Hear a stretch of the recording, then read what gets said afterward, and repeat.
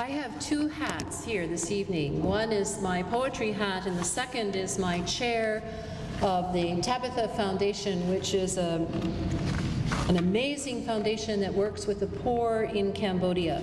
And they are having a wonderful silk sale, silk fair. This silk will drive you crazy. It's gorgeous, and it's going to be held at the Canadian Museum of Nature, June 24th, 5 to 9 p.m. So if you're interested in learning more about what Tabitha does, their house building projects, their wells, the bringing of the silk, all of that kind of thing, there'll be some wonderful people there that evening, and it's just a whole festivity of sorts. So just to let you know about this, the museum right around the corner.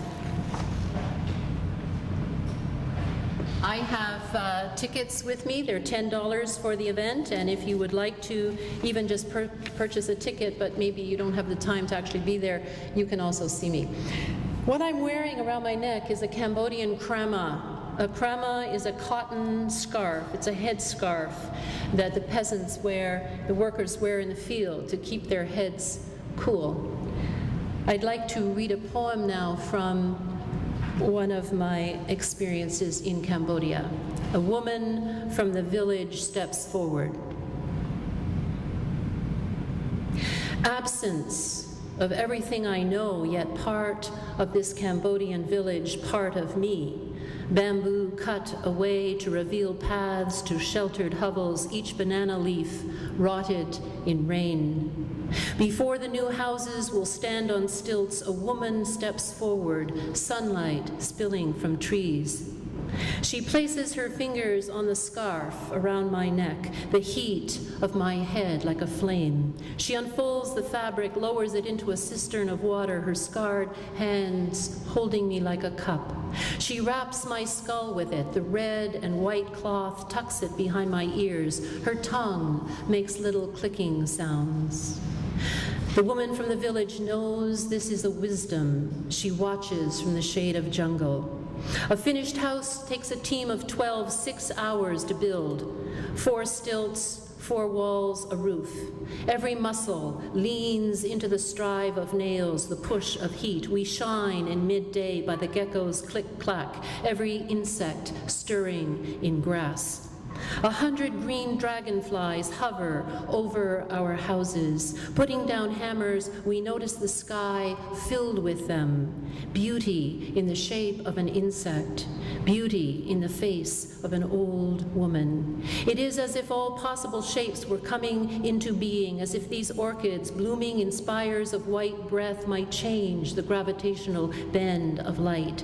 As if the presence of this woman who steps forward from her village might teach me to live, knotting my krama around my head, looping the fabric over and under, the water spilling down. Her tongue makes little clicking sounds. She knows this is a wisdom I do not know. Death burns a hole into a piece of paper. The sun spins faster at the equator. Where does matter begin? Dragonflies above the village, children sleeping in a string hammock, green papaya melons, a woman stepping forward. Before Shiva, before Buddha, the ancient Khmers worship spirits, fluttering ghosts still alive in the veins of leaves. When hands picked pebbles from the roadside, a silent prayer rose from specks of sunlit dust. The space between me and the woman from the village who has stepped forward is filled with prayers, with airports, silk lampshades, glasses of red wine. There are porcelain tubs for bathing in, the kayak's white water spray. I remember the gardens of Giverny, a pagoda with 100 steps, the rocky descent of Machu Picchu, my husband waiting in our bed. 1,000 moments before I entered this village, 1,000 lines within her face. My head is cooled by the krama dipped into a clay cistern. I search for the woman who has given this gift. Row after row, I cannot find the one I am looking for.